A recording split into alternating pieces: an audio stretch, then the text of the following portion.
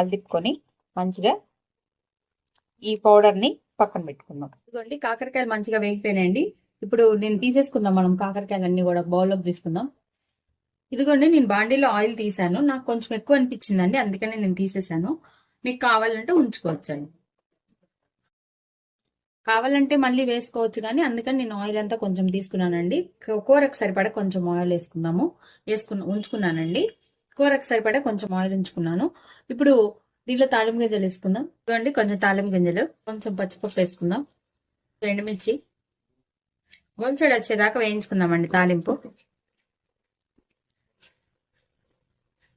ఇప్పుడు కరివేపాకు వేసుకుందాం, మంచిగా వేయించుకుందామండి.